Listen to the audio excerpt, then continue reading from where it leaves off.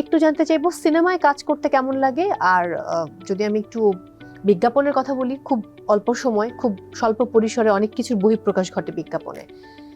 Definitely cinema করাটা অনেক বেশি চ্যালেঞ্জিং, বাট তারপর আপনার কেমন লাগে?